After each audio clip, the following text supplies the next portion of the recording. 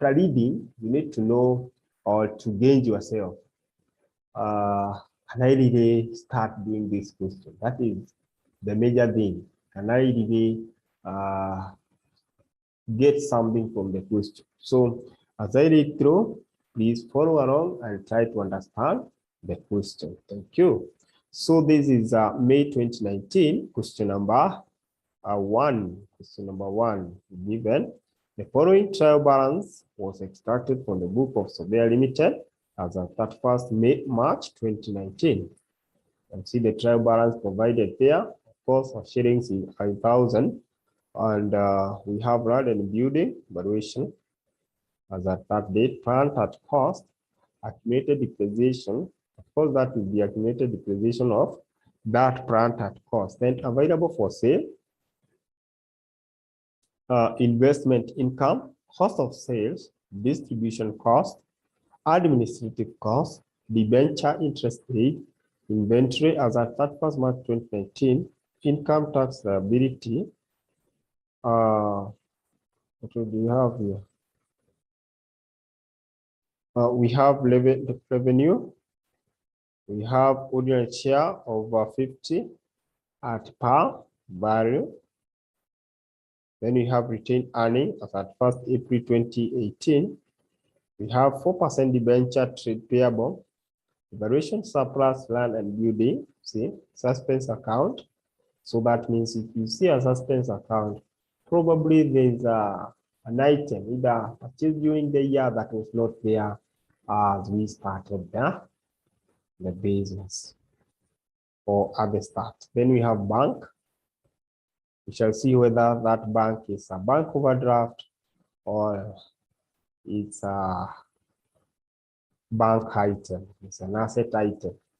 Then additional information, the 4% debenture were issued on 1st October 2018 under terms that provided for a large premium on redemption in year 2021. The finance officer has calculated that the effect of this is that the debenture has an effective interest rate of 6% per annum. Great. 2. A provision of 61,560,000 should be made for tax on the profit for the year ended 31st March 2019. That is our income tax. That's very good. We know where we place it. Then the suspense account contains the corresponding credit entry for the proceeds of the rights issue of shares made on 1st January 2019. The terms of the issue were on share for every 4 shares held at 80 per share. So Bear Limited share price immediately before the issue was 100 shares. The issue was fully subscribed. That information is very important. Here of the information in regard to the shares, remember what you need to think of when you are told 145, that's a direct one, and you'll be able to solve that. 4. The fair value of the available for sale investment as at 31st March 2019 was 97,560,000. 5. So Bear Limited has a policy of valuing land and building at each year. The valuation in the trial balance includes that element of 108 million. The estimated remaining life of the building as at that date was 20 years. That first March 2019, a professional valuer valued the building at 331,200,000 with no change in the value of land.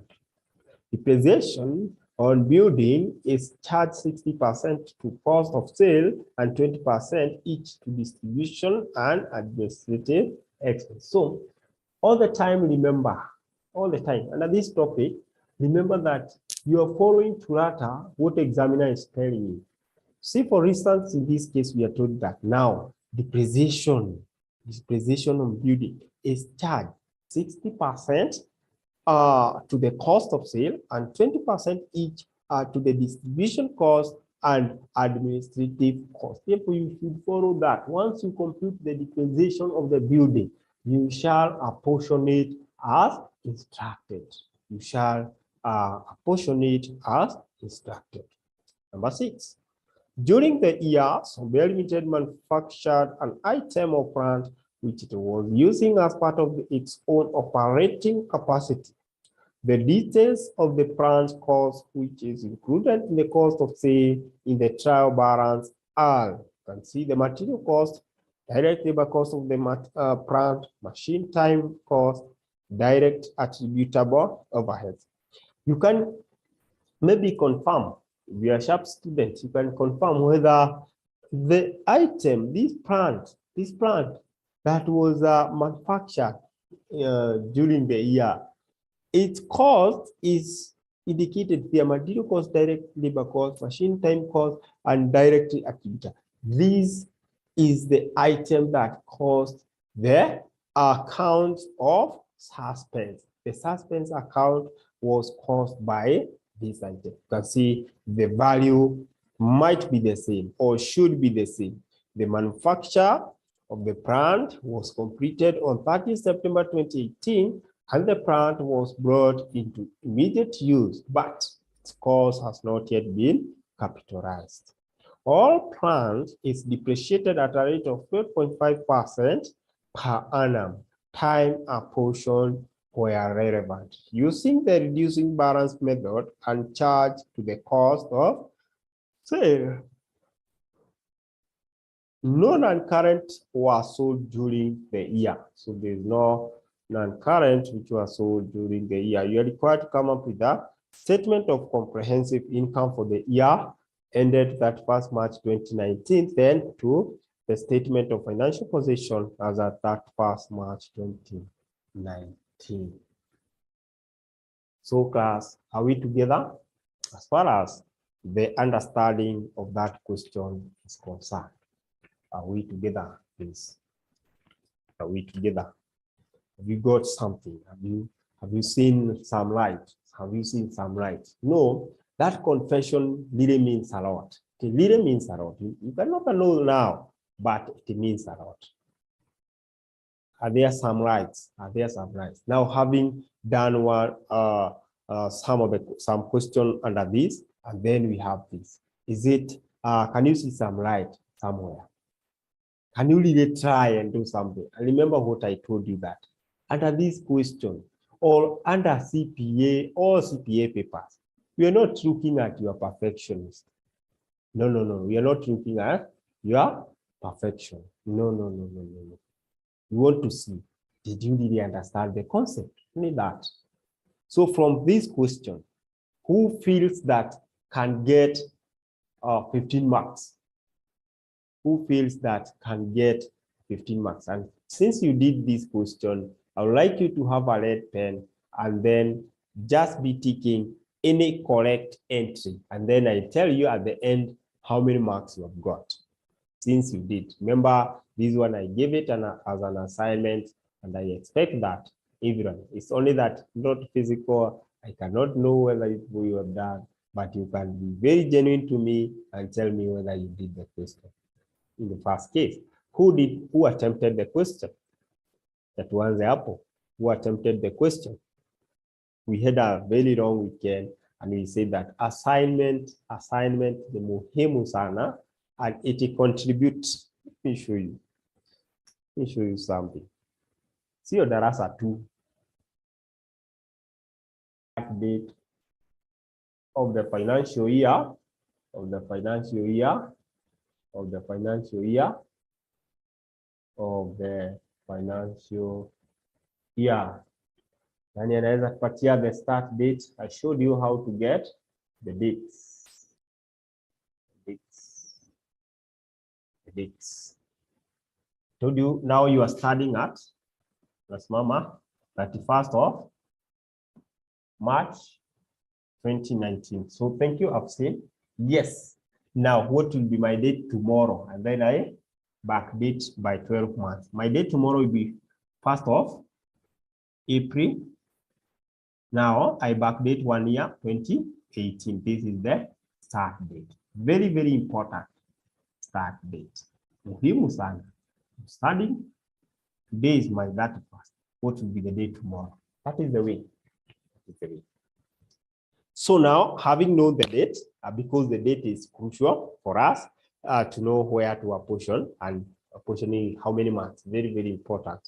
So we are told that the 4% debenture were issued on 1st October 2018. Wow, 1st October 2018. So it means they were issued in between the financial year. They were issued in between the financial year. Under terms that provided for a large premium or redemption in year 2021, the finance officer has calculated that the effect of this is that the debenture has an effective interest rate of 6% per annum. An effective interest rate of 6% per annum.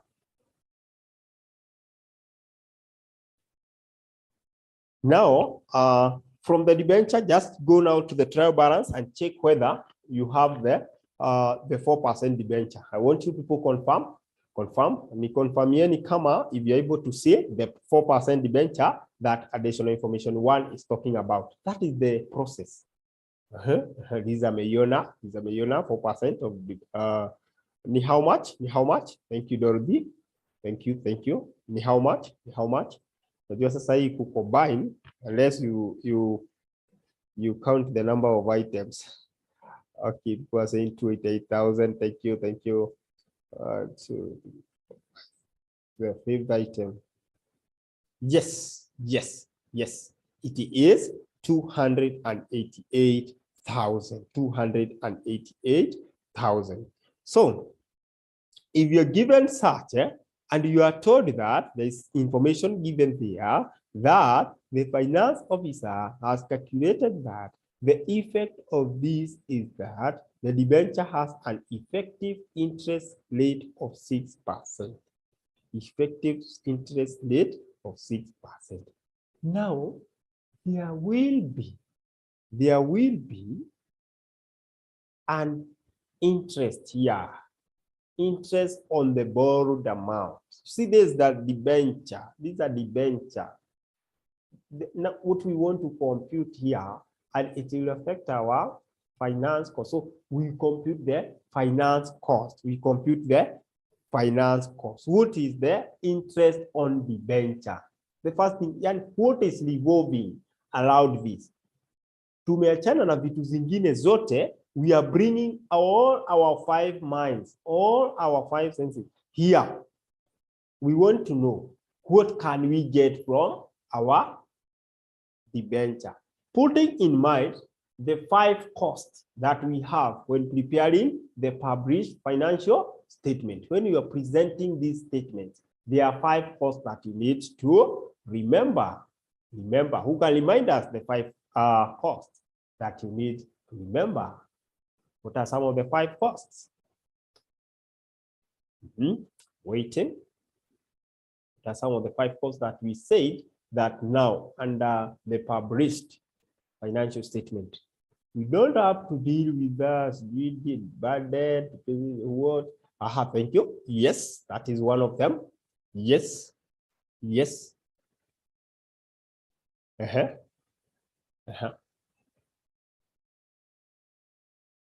Cost of sale, great.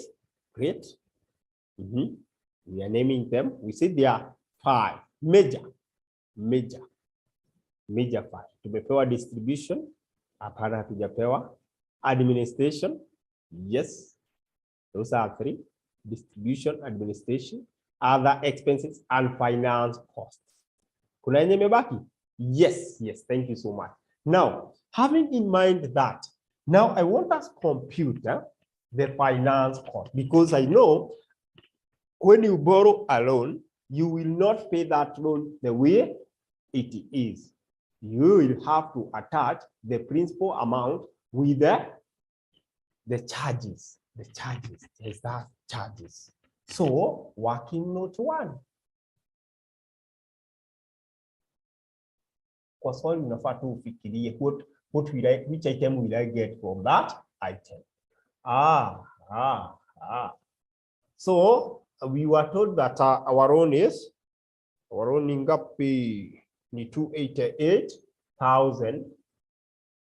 Of course, 30 eliminated times. What is the interest rate? What is the interest rate? What is the interest rate? Please remind me. What will be our interest rate? What will be our interest rate as provided by the examiner? Provided, just check. We are told it will be 6% per annum. 6% per annum. Then multiply by the number of months that we stayed with this.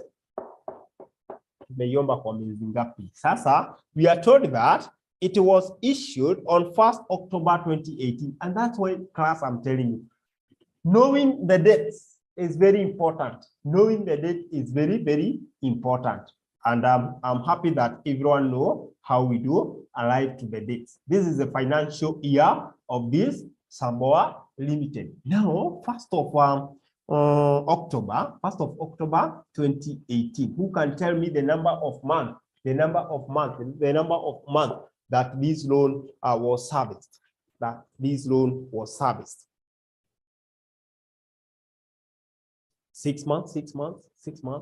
Yes, that is very true. So we count from the whole October, November, December, January, February, and March. March that first. You see, March that first is our end date, and that is 6 months. So times 6/12.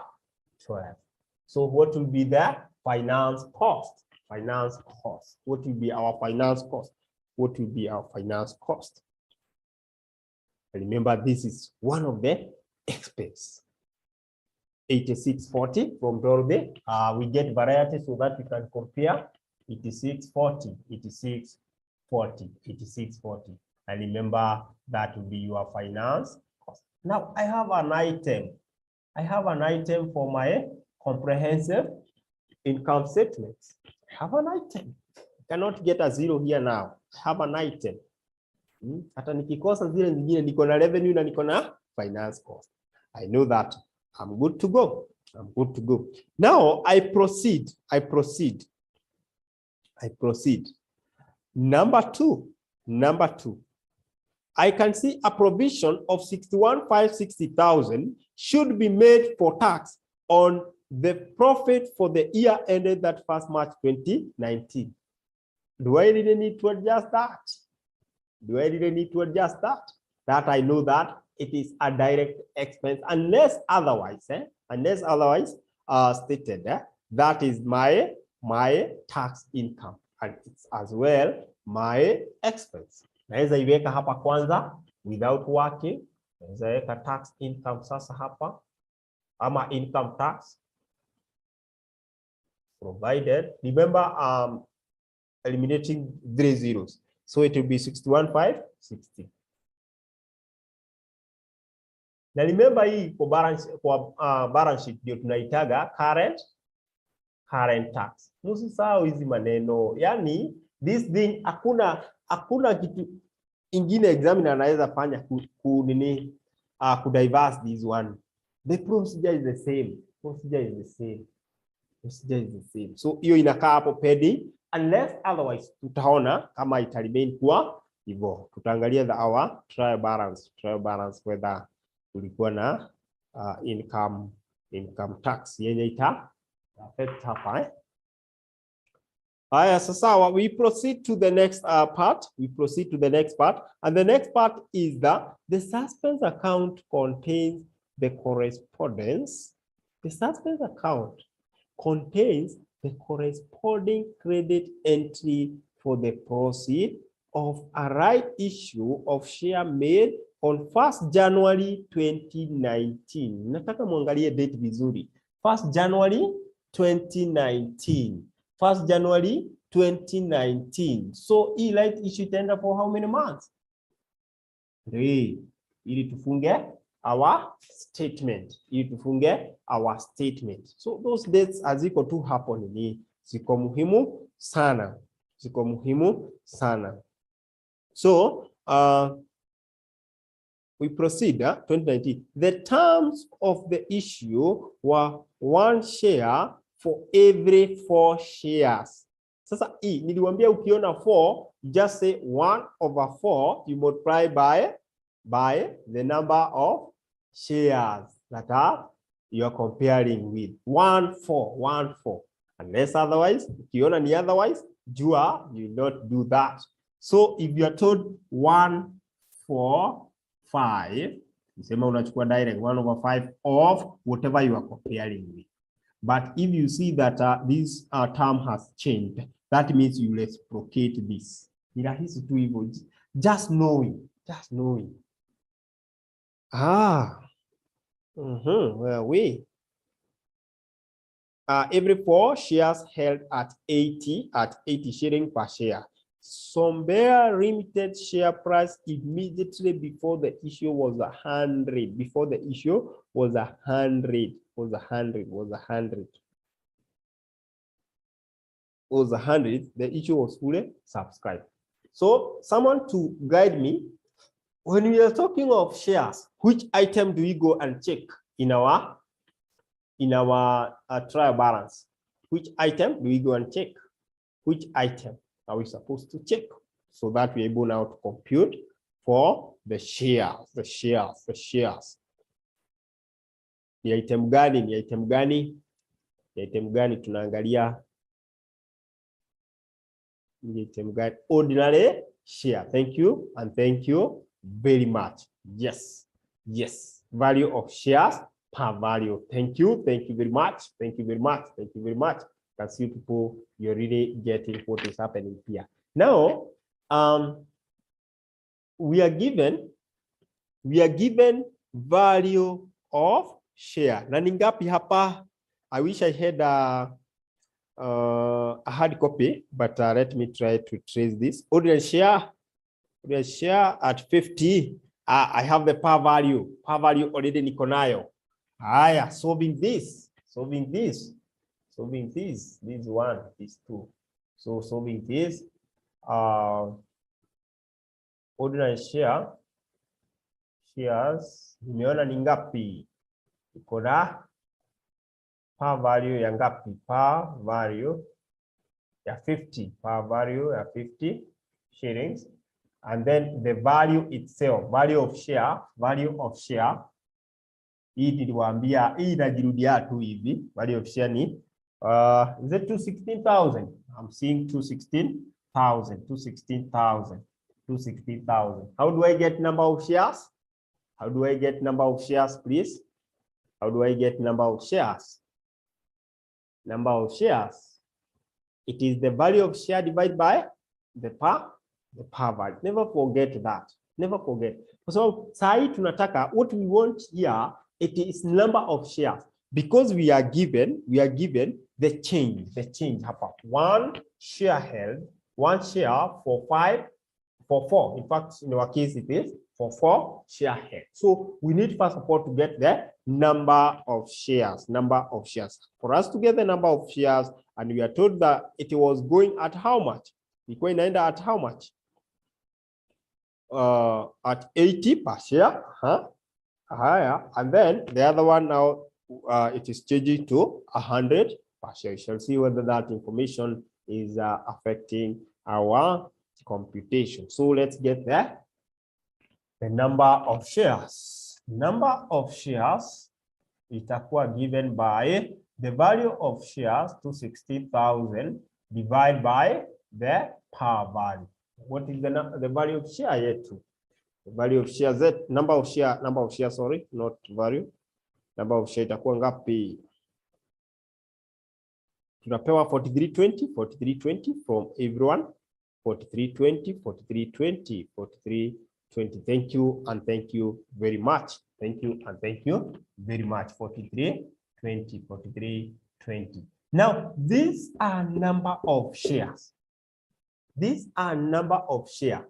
Now, after umepata number of share, if you're very keen of what we did from the previous question, after you get the number of shares here, is when now you bring your apportioning here. We are told that 1 is going for 4. Then so many information tena so that you get to understand. The suspense account contains the corresponding credit entry for the proceeding of the right issue of shares made on 1st January 2019. The terms of the issue were 1 share for every 4 shares held. 1 share, this is the right issue terms. 1 share for every 4 shares held. And the shares held zilikuwa ngapi sasa? Number of shares 43, 20, 43, 20. So we said that just take it direct. So it will be 1 share for every 4 shares held. 43, 20. Sasa tunapata ngapi? Tunapata ngapi? Tunapata ngapi hapo? Tunapata shares ngapi sasa? 1080 from Mary, 1080, 1080, 1080. And this is going at 80. It is going at 80. Can we get now the value of those shares? Can we get the value of those shares now? Can we get the value of those shares now? Going at 80. 86,400. I like the speed. 86,400. 86,400. Now this is the value of our new shares. This is the value of our new shares. Sasa hapa nataka mshike vizuri. The value of our new shares. So that means there will be a certain change here. There will be a change in our ordinary share, and we shall be having share premium. Definition of the share premium, it is what is over and above the par value. Over and above the par value. Sasa, mtu atuambie the price ya share premium itakuwa ngapi? The share premium itakuwa inaenda ata par ya ngapi? Ata price ya ngapi? A bright student already ameona. A bright student. 100. Okay, they're giving me 100. Now, in this case, 100 was there to confuse us. Thank you so much, Taraso. Thank you. Nimeona mmeanza kuiona. Yes. They issued these at 80 per share. But the ordinary share per value was 50. Therefore, ordinary share still remain. Whatever that is now over. Year 30, our price for the share premium. Therefore, with that, we are able to get our value of maybe ordinary share, value of ordinary share. It will be value of ordinary share, value of ordinary shares will be 50 times 1080. And then value of our share premium will be 30 times 1080. Na ukiweza angalia vizuri chenye utafanya lazima ikupatia this total, the two. So tupate ya kwanza, value ya ordinary share itakuwa ngapi ama ita increase na ngapi? Right issue itakuwa ngapi? Value ya ordinary share itakuwa ngapi? 54,000. Then value ya share premium itakuwa ngapi? Share premium itakuwa ngapi? Of course, you can get the difference. Itakuwa hii difference 32,400. If you add the two, hizi mbili zinafaa kukupatia hiyo, kwa sababu hiyo ndio the total. Up to that point, are we together? Are we together? So in our case, the 100 shilling was irrelevant in this question. This examiner was not good. This examiner was not good because in most cases the 100 could have confused.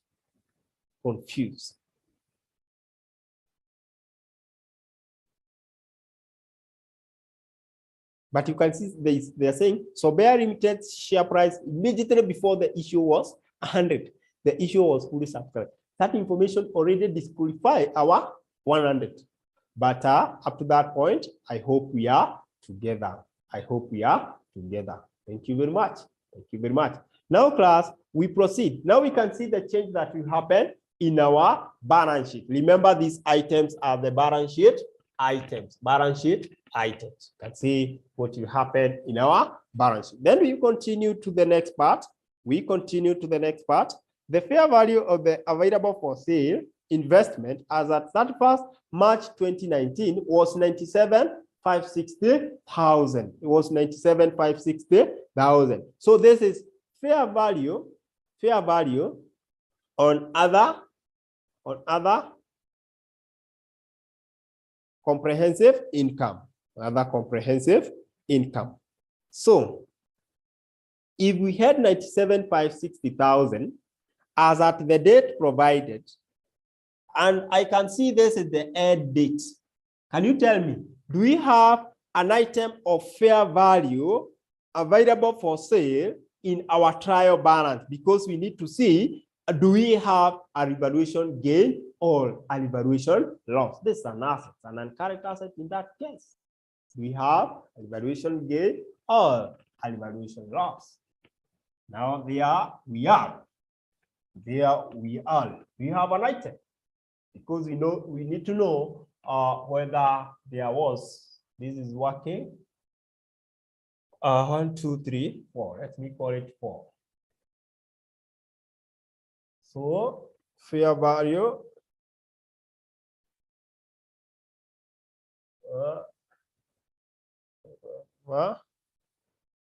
CI.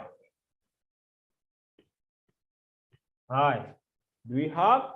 Yes, I can see we have a fair value available for sale investment of 95,400. Therefore, we can look at it. Was there a gain? Was there a loss? So at the end, iko ngapi? At the start, ilikuwa 95.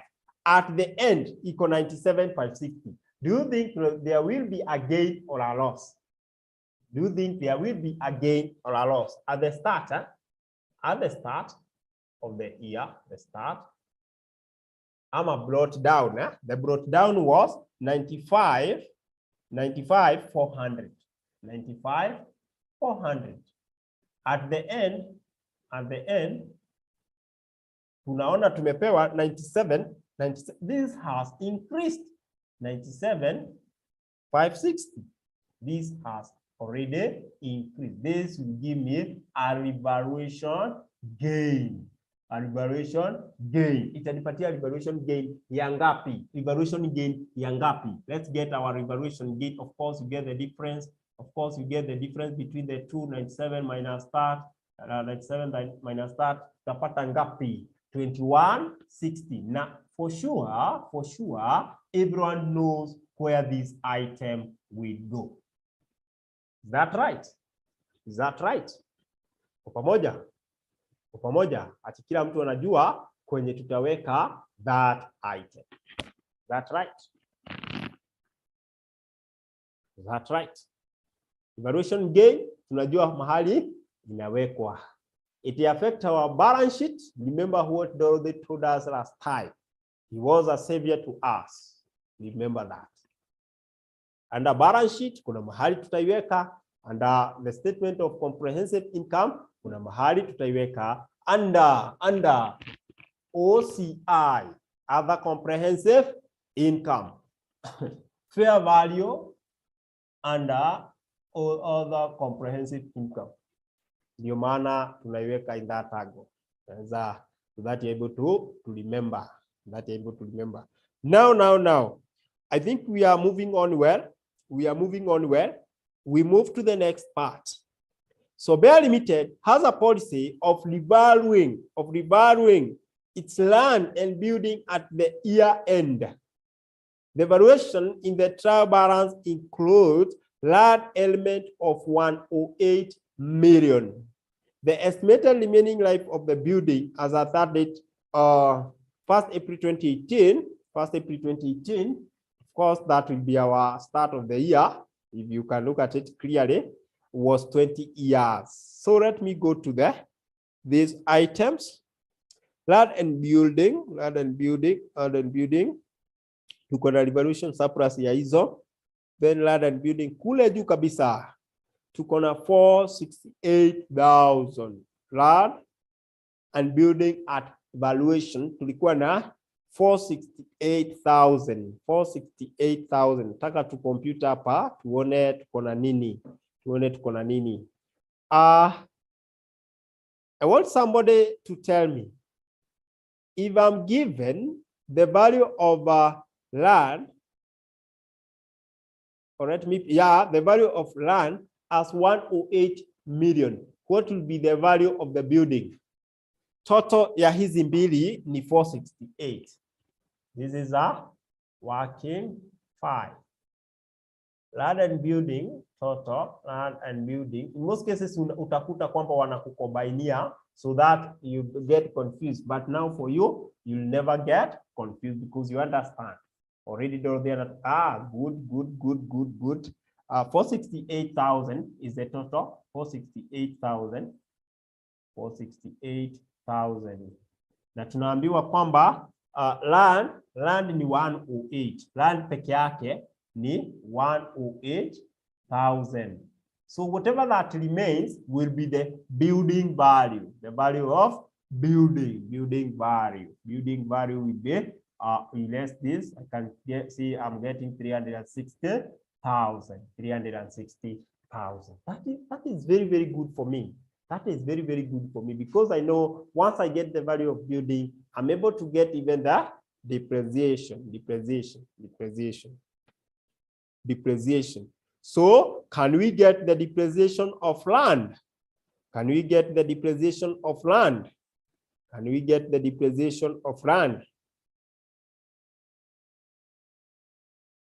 Yes, because I have useful life.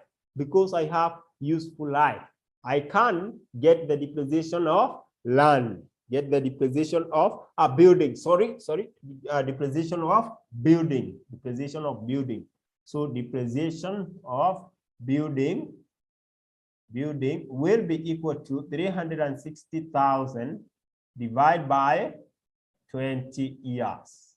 So nimeambiwa kwamba ilikuwa na useful life of 20 years. The estimated remaining life of a building as at that date was how much? It was 20 years. 18,000 from Dorothy. We are getting 18,000. But examiner alikuwa ametuambia kitu kuhusu depreciation. Alikuwa ametuambia namna gani? Tatuone, because we have to do it. We have to do it according to what examiner wants us to do it. So tumeambiwa kwamba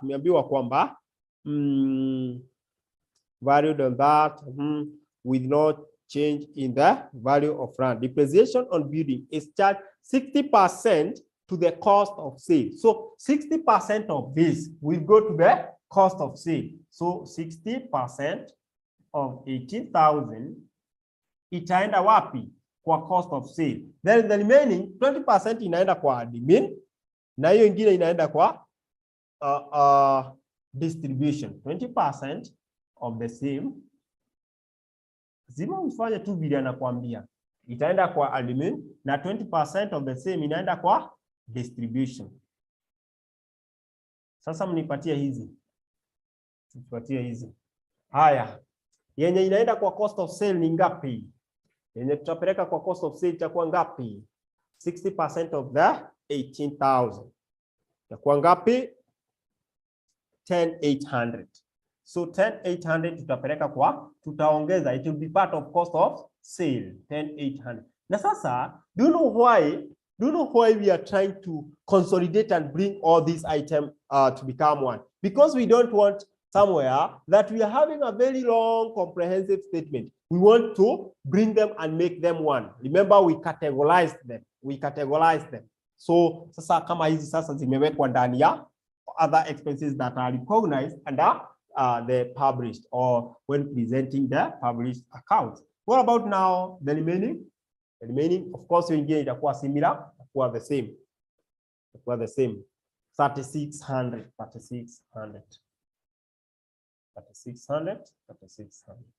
Thank you so much. So this one tumeambiwa itaenda kwa cost of sale. Ni vizuri kuinclude hivyo cost of sale. Na ingine itaenda kwa admin. Hiyo tutapeleka kwa admin. So that means tutatoa more from admin. And then itakuwa kwa distribution. Great.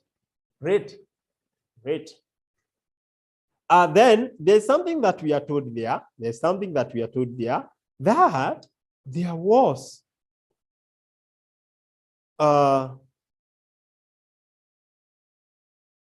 there's something very important. Yes, the estimated remaining life of building as at that date was 20 years. On that 1st March 2019, a professional valued a building. Still hatujatoka kwa building. Value amekuja. Na amevalue hii building ikakuwa 331,200 with no change in the value of land. So land remain the same. Hatuna shida na land. So in this case, what I want us to look at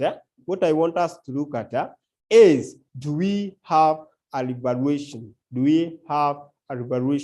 Either a revaluation loss or a revaluation gain. So the first cost of the building already Keras akonayo. Thank you so much. Keras akonayo. Wacha tuone kama itakuwa gain ama itakuwa loss.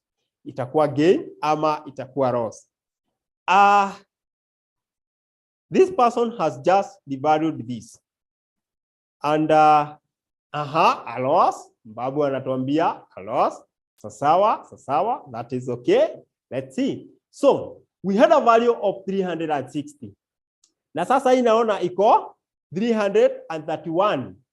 So that means 360 iko juu, 360 iko juu. So the first thing that you do here is, first of all, eliminate depreciation. Kwa sababu ni at the end of the year, therefore depreciation has already taken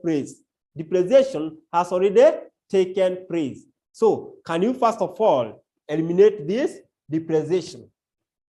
Hii itoke kwanza. From our 360,000, of course there are millions here, minus 18,000. Tukishapata hii ni penny here, 342,000. I like you people, you are bright. So now our net book value for the item at that date is 342 million. The valuer amerevalue na naona imekuwa revalue downward. Therefore, at the end, our item itakuwa na ngapi? Itakuwa 331,200. Sasa nikichukua 331, because the value at the end is 331,200 minus 342 itakuwa ngapi? Na sasa hiyo, of course, it will be a loss. Is it really visible?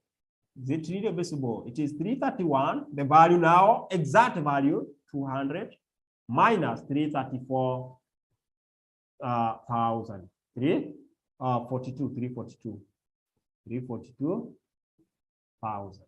That will be a loss of 10,800. Revaluation loss of 10,800. Thank you so much. It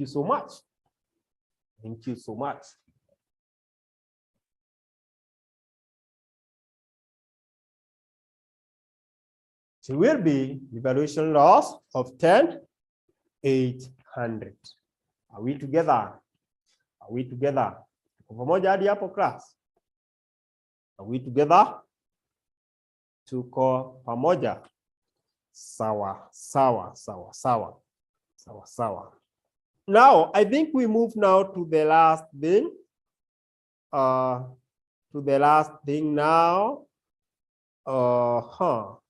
During the year, Sobea Limited manufactured an item of plant which it was using as part of its own operating capacity.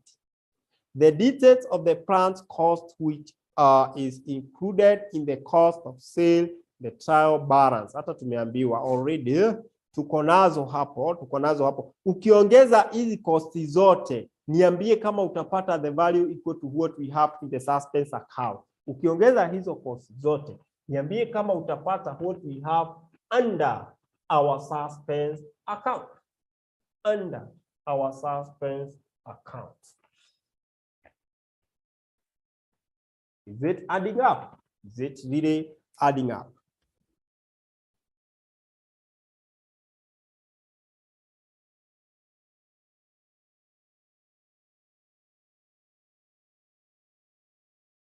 Yes, you're being told yes. You're being told yes. So if our suspense account of 86,400 is being depreciated, and at what date did this happen?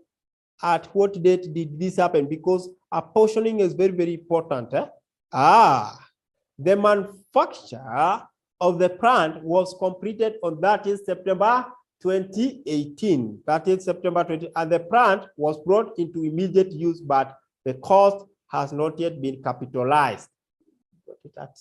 Thank you. Okay, sawa, Liz. Sorry, I did not see that question. Sorry, thank you.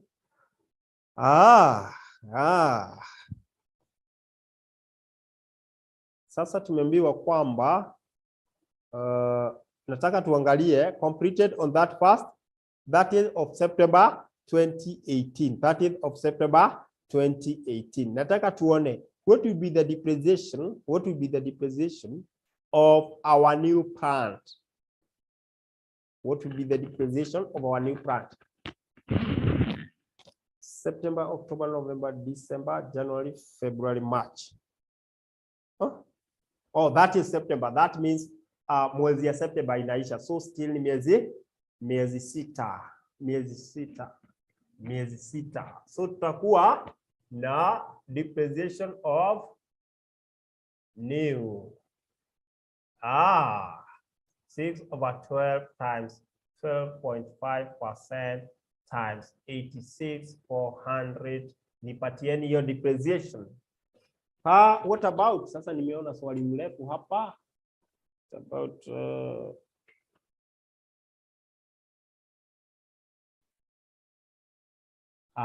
this is very good.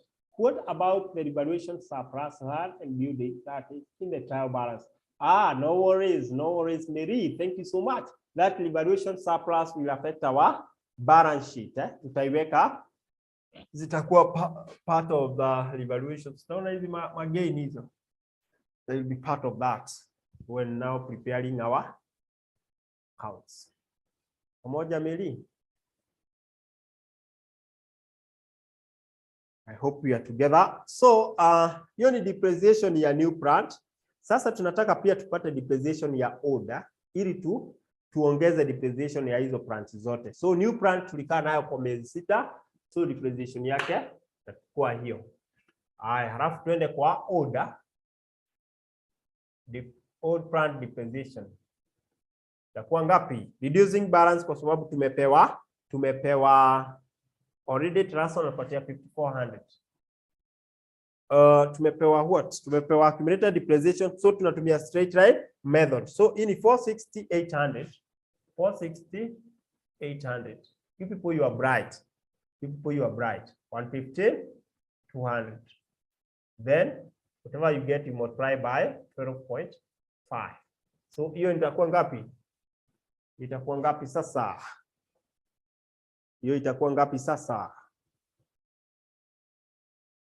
Itakuwa ngapi hiyo ya old plant? 43,200. 43,200. Sasa hiyo uongeze yote, total will be ngapi? Total will be ngapi? Sasa hii unapeleka kwa cost of sale.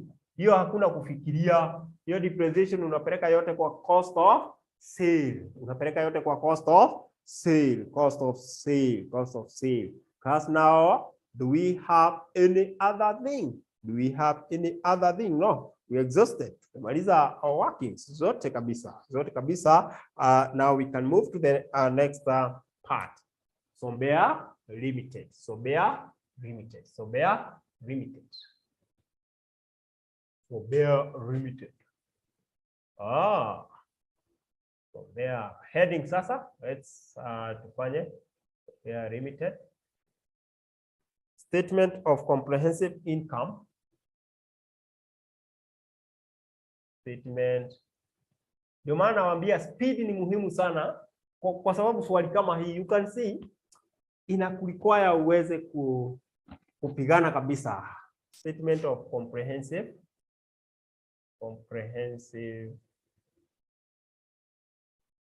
income for the year ended. For the year ended.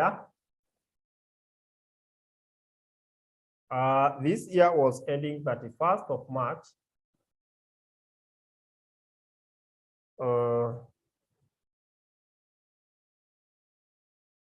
1st of March 2019.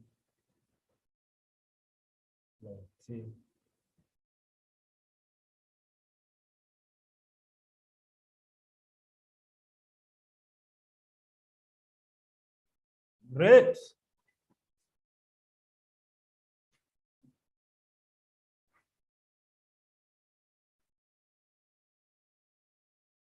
Yes. This is very good. I have teachers inside here. Yes. Yes. Yes. That is very good. Yeah, tusaidiane kabisa. Tusaidiane kabisa. Oh, there was a concern. Oh, hiyo ndio mmejibu hiyo ndio mmejibu ama I hope hiyo ya Liz ndio mmejibu Sawa. Liz alikuwa na concern. Sawa. Okay. So as usual, for me, I know I have the format in my mind that I have revenue, I less cost of sale, I get gross profit, I add admin. If I don't have other income, I add admin. I less distribution, I less finance cost, I less all those costs, and then I'll be done. It should have that in mind. Have that in mind. And unakuwa tu nayo. After umefanya hivi, hii ingine ina take very few minutes. So our shillings will be 1,000. We said it's a one column thing. So revenue, let's go. Give me this. What's our revenue? That is a point. That is a mark.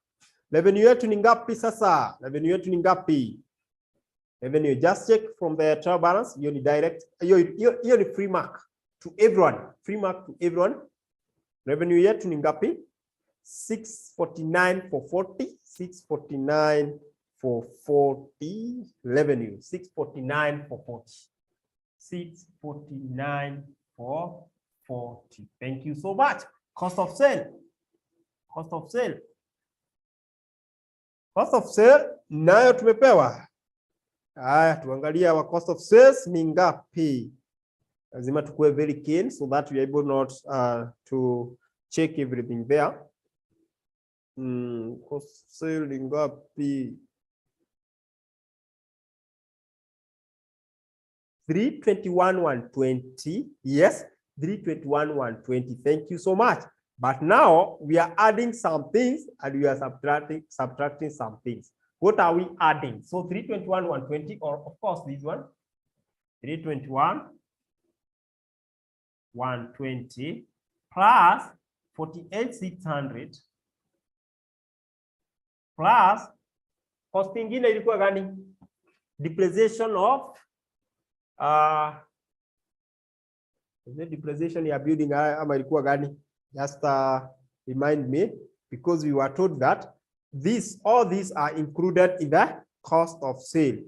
Cost of sale. Cost of sale.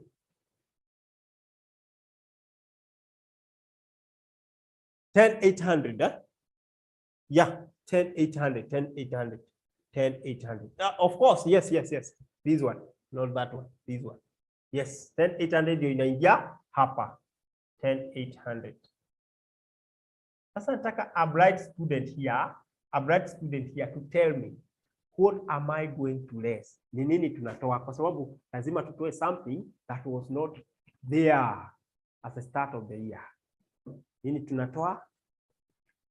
Nini tunatoa?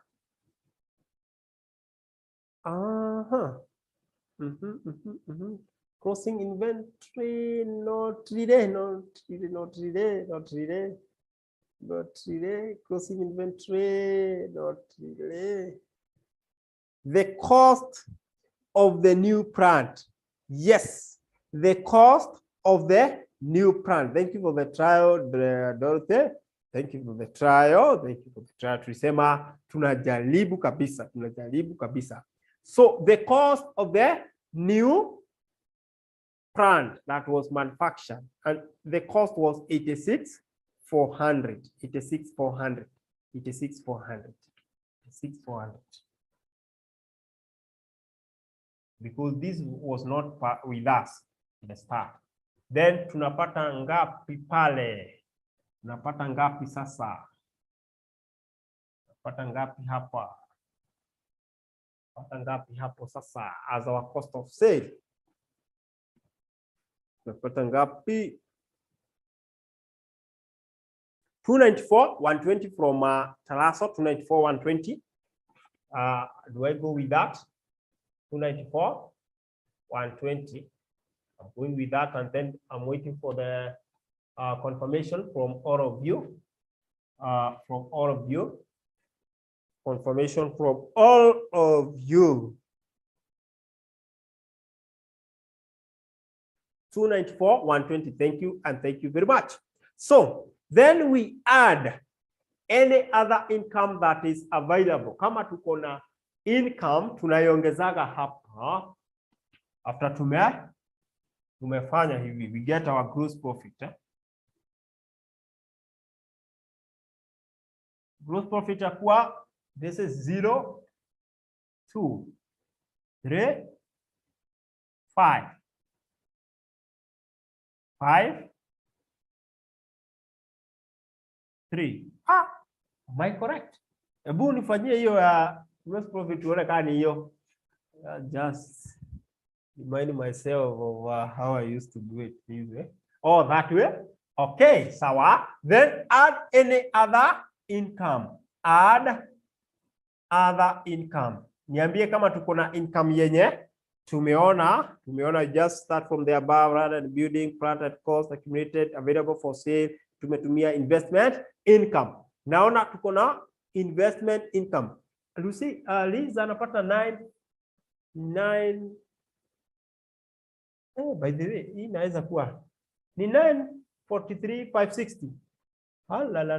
La. Zako ama zangu? Liz, ni za nani sasa? Okay, sawa. Long addition. Umeongeza. Okay, sawa. Nikutoa. Less cost of sale. We subtract. Sawa. So I can see we have investment income. Naongeza investment income. Kama uko na any other income unaongeza at this point. Ni ngapi? 79.20. Total income itakuwa ngapi? 0.4. This is a 2. 3.6.3. Haya, niambieni kama tuko sawa. Tukisonga.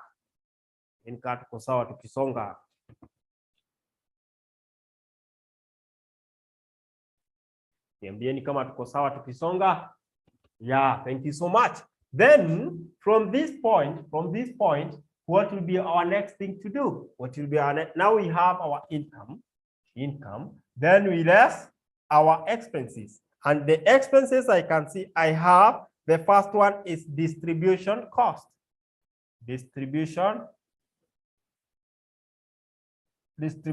cost. Ningapi. Distribution cost ningapi. Distribution cost ningapi. Is it 39,600? 39,600. It's just below the cost of sale. Yes, 39,600. What do I need to add to adjust my distribution cost with? This is very interesting. Once you know what you are doing, 3,600. Yes. We are adding 3,600. 3,600. Add 3,600. Sasa total ya hiyo itakuwa ngapi? Then we go to admin expense. Admin expense still below that is 45,000. 45,000. Then we add 3,600. Higher. Here tunapata 43,200. Thank you so much. 43,200. Remember this one we are subtracting. What about admin? Admin itakuwa ngapi? Admin nayo itakuwa ngapi? Admin pia unaongeza hiyo amount 3,600. 48,600 from Keras. 48,600. 8,600. That is very good, class. That is very good, class. Then we have finance cost. Finance cost yetu ilikuwa ngapi? Hiyo tulicompute ile cost watalipa kwa hiyo loan. Ilikuwa ngapi finance cost? You can remind us. You can really remind us the finance cost that we got. 8640. 8640. 8640. 8640. Thank you so much. Then we add these to get the profit before tax. I can put it at that point. Profit before tax. Profit before tax. Profit before tax. Profit before tax. I know you have all these, so no worries. Have no worries there. So sharing 5,000. Sharing 5,000. Profit before tax. Utakuwa na ngapi? Sasa unachukua hii, unatoa hizi. 262,800. That is good. 262,800. Given by a code. 262,800. Then we less income tax. Income tax. Income tax. So income tax yetu ni ngapi? Hapo sasa ndio tunataka tuone kama kuna adjustment kidogo ya our income tax. Income tax tulikuwa tumeambiwa pale chini, additional information number 2 that it is 61,560. But kwa trial balance naona tuko na income tax liability of 41,760. Therefore that one means it was paid.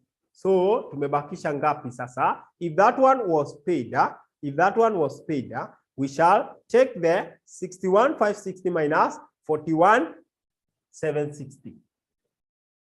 61,560 minus 41,760.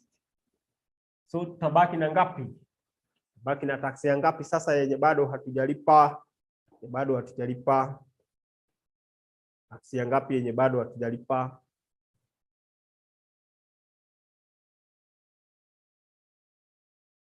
Tax tutabaki na ngapi?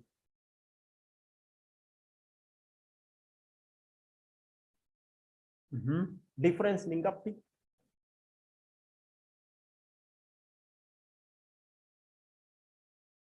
$19,700 from a call. 61,560. Alafu tuko na 41,700. Si tupate answer zingine, we compare very fast. 19,800, okay? Huyo ni a cost alikuwa ameondoa ya kutoa Hiyo ni ya kutoa, the transaction cost The transaction cost ulikuwa umeondoa. Unatuma pamoja na ya kutoa. Pamoja na ya kutoa. Economy iko mbaya. Unatuma pamoja na ya kutoa. So what will be our profit after tax? And this is the profit that we take to the balance sheet. Please note, this is the profit that we take to the balance sheet after tax. Itakuwa ngapi? Then we go to other comprehensive income. Other comprehensive income.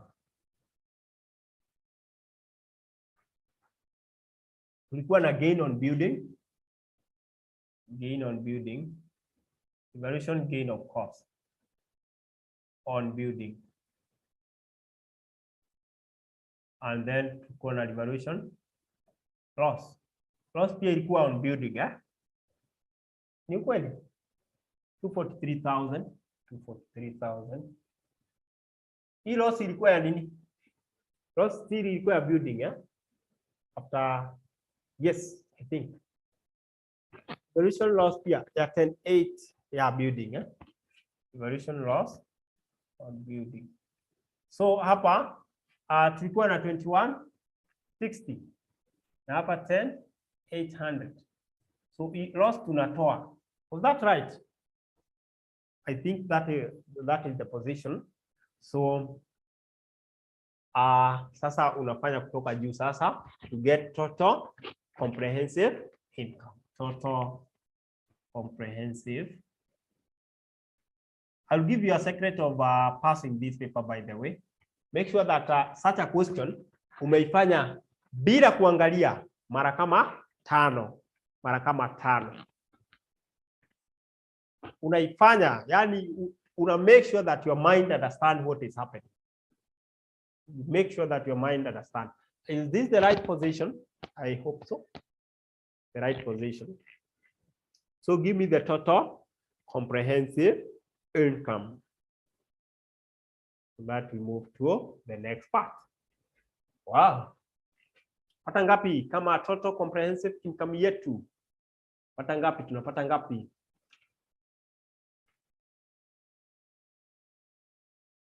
Uh, 234 to 60. 234 to 60. That is very good. Now, was gain on land or building? Revaluation. I'm just I think, was it on building? Yeah, I think it was on building. Was it on building? No, I rubbed mine. It was on land, Land ndio tumevalue. Value ilikuwa 108. Can you tell me, was it on building or? So hapa hivi unajua unaweza kuja tu useme gain or loss of that, then total ya hizo. So tulikuwa pia na land hapa. I don't know. Give me investment, Oh, investment. Yes. Investment. Yeah, investment. Yeah, fair value. Investment. Thank you so much. Class. I want to give you a break of 2 minutes, and then, but before then, I think use that break to look at the balance sheet. Jaribu kufanya balance sheet even at the back. Jaribu kufanya balance sheet at the back of your book. You know that we usually use the valued amount. Valued amount, net book values are very important. Very important. Hebu jaribu kufanya at the back of your book. The first part, the assets. Then we see.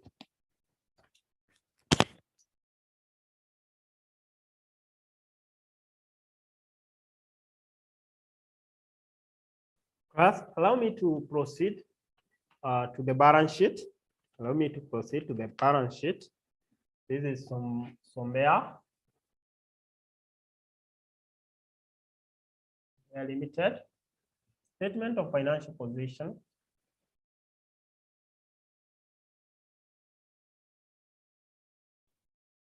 Statement of financial position as at 31st of March 2019. Great. Shillings in thousand. Is it visible? Yes.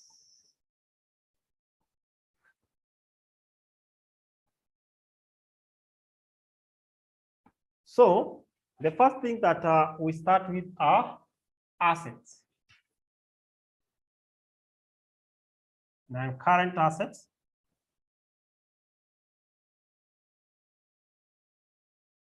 So in this case, what is our non-current assets? The first item under non-current assets. Yetu ya kwanza ni ngapi? Yetu ya kwanza ni ngapi? We have land and building. Land and building. Which value do we record here? Which value do we record here? Very important to note. Which value do we record here? Which value do we record here? Which value do we record here? It should always click to your mind that the revalued amount. The revalued amount. 108 was for which item? Land. So we were having 108,000. 108,000 plus for building we had 331,200. That is very good. Thank you so much. Thank you so much. Then we go to plant. Plant ilikuwa na maneno. Plant ilikuwa na maneno. Plant ilikuwa na maneno. Therefore, you need to understand what you are supposed to add together and what you are supposed to eliminate. In this case, we had an introduction of the new plant. This one. Yenye tumetoa hapa value. Value yake. Hii cost. Tutaiongeza kwa plant juu sasa saa hii. At the end tulifunga nayo. At the end tulifunga na hii plant. So the original value ya kwanza tukianza mwaka ilikuwa for 6,800 for 6,800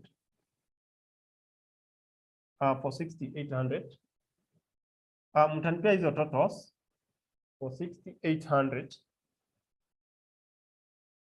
plus 86,400 then less the depreciation of 48. Your depreciation ilikuwa 48 what? Depreciation ya hii new ilikuwa ngapi? Depreciation ya new ilikuwa ngapi? Ni ya old na new 48,600 That is depreciation for the year minus accumulated depreciation 115,200. 115,200. Sasa first of all nipatieni hizi totals. Give me the totals. For the first one ni ngapi? Ya kwanza ni ngapi? Ya kwanza ni ngapi? Ya kwanza ni ngapi? Before twende ya pili. 439,200. Very fast and efficient and accurate. 439. Thank you so much. 439,200. About for the plant. Then we go to the current assets. Current assets. Of course, tunaanza na inventory, trade receivable. Hizi ni free mark class. Sababu hapa hakuna any adjustment inahitajika. Tunazichukua direct. 383,400. 383,400. 383,400. Then we go, what is our inventory? That's a free mark, of course. Inventory ilikuwa ngapi sasa?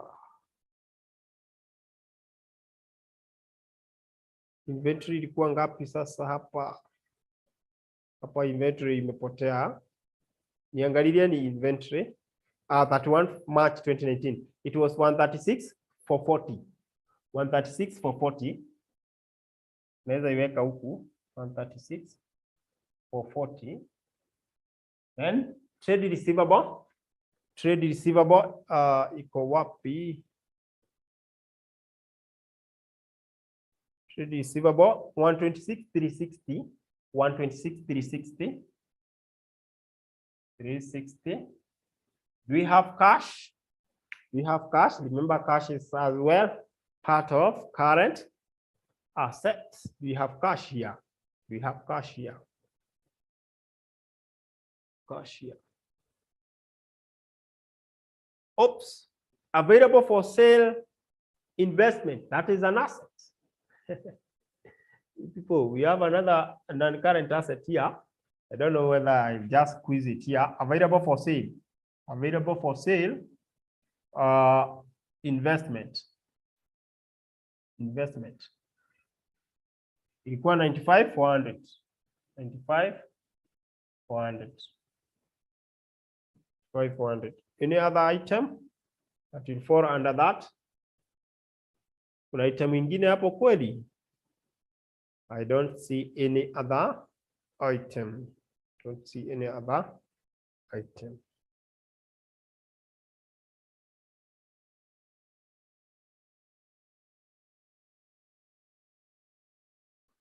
Okay, now I think that's all about our assets. And get total. Is it visible? Not visible. Not visible.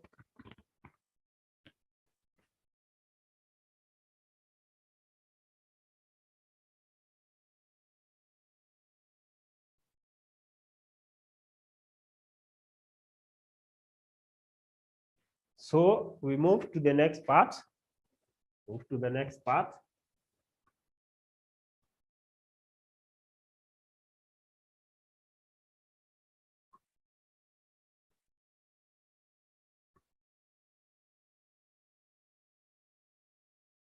Of equity and liability. Equity and liability.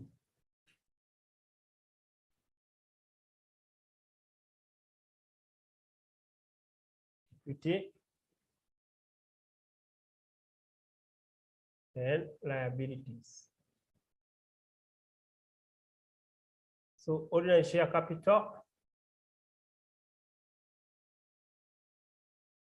Ordinary share capital itakuwa ngapi? Asking the same. Okay, I've seen a question here. Oops. Yes. It was revalued. We take the revalued amount. You people, you are bright. You people, you are bright. It was revalued to 97,560. That is very true. That is very true. 560. Yes, you pick the revalued amount. Pick the revalued amount. Thank you so much. Thank you so much. Thank you so much. Thank you so much. Now our ordinary share, we have 216,000, but we have to add because there was right issue. There was right issue. We have to add. Ilikuwa ngapi addition? Ordinary share tuko na 216,000 plus, was it 54,000? Plus 54,000. Higher. Then we have share premium. Of course, now share premium came in. Share premium came in. Kwa balance sheet hatukuwa nayo, 0 plus whatever that we got. Tulipata ngapi? Angalia kwa workings. Share premium ilikuwa ngapi? Share premium was how much? 32,400. 32,400. 32,400. What will be the total ordinary share? Total ordinary share ni ngapi? Total ordinary share. I want us to complete this. Total ordinary share itakuwa ngapi? Total ordinary share itakuwa ngapi? 270,000. 270,000. Then this will be 32,400. Then retained earning. Retained earning. Retained earning. Retained earning. Naona tuko na 91,800. 91,800 plus the earnings here. Remember we said tuna pick your 243,000. 243,000. Tunapata ngapi? And then tuko na revaluation. Retained earning tunapata ngapi? Retained earning tunapata ngapi?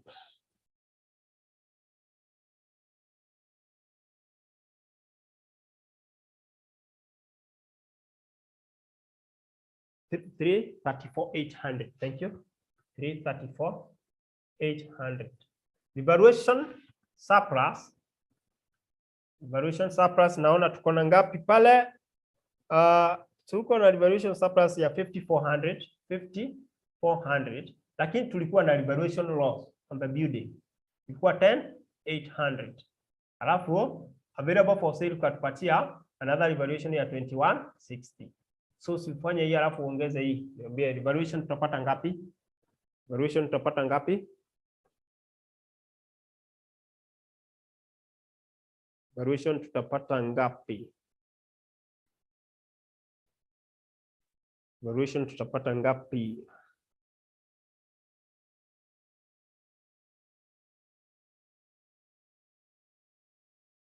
For 41,760, right? 41,760. Then, having done that, we go to non-current liability. Non-current liabilities. So we have 4% debenture. 4% debenture. Sasa hapa ndio nataka mniambie debenture yetu itakuwa ngapi? So you add the interest, 288,000 plus the interest. Itakuwa ngapi? 288,000 plus the interest that was attached to the principal amount. Itakuwa ngapi? Itakuwa ngapi? Itakuwa ngapi?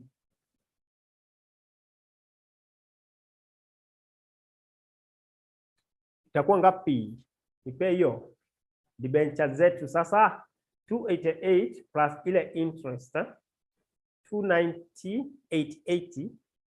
Hiyo tunapata 298.80 from how I wish I get from another person. From another person so that we compare.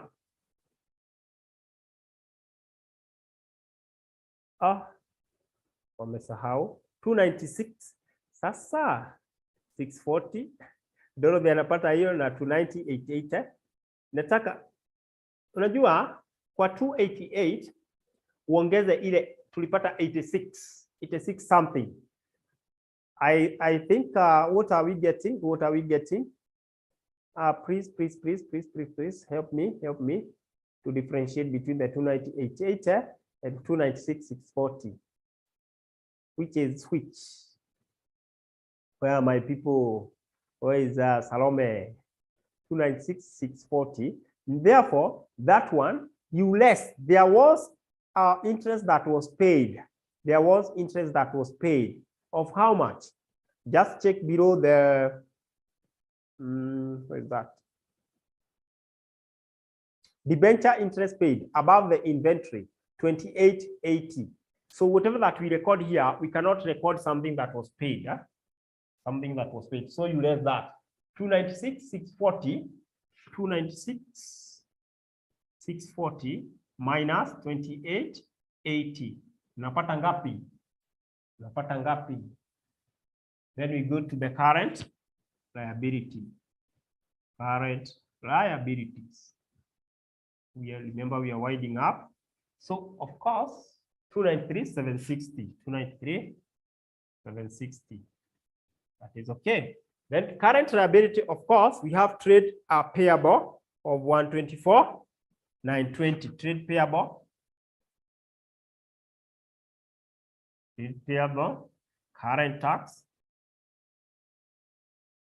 Then bank overdraft. So if you see that bank amount is put on the credit side, it's a bank overdraft.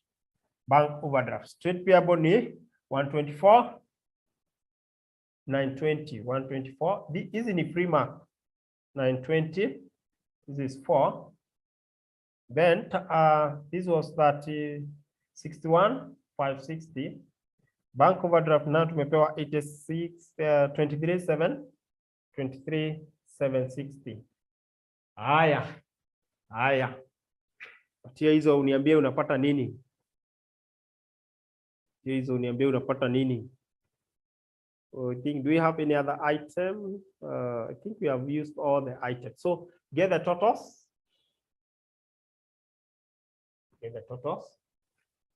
And then you can see we have 1 minute. So why can't someone be doing this and then another person this, and then to save you 1 minute?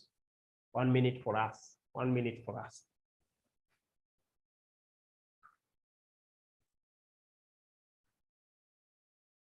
Unapata nini? Mimi nitachukua moja yenye mnanipatia.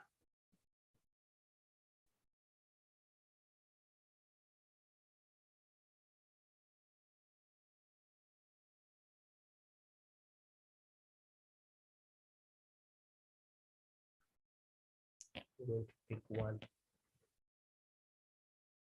So tunapata nini?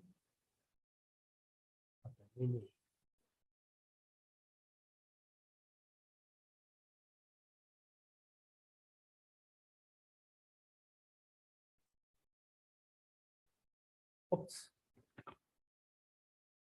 I think I'll leave you for this.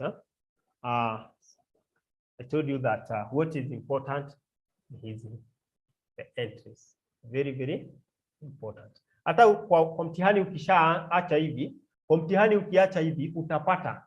Hata kama hujaweka huku, usiwaste your time huku at totals. Don't waste your time. Unless sasa umemaliza maswali zote, ndio sasa urudi kufanya. But ukituachia hivi, tutamark hizi entry because we are interested with this.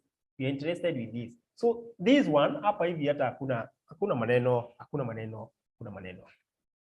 So are you getting 118 2960? 118 2960. So think that marks the end of our lesson. 118 2960 118. Lakini sasa hii mimi nawaambia kwamba this is just a matter of now knowing 118 2960. Lakini as a matter of exam, hata ukiacha hiyo blank lakini umeweka entries, you get your marks.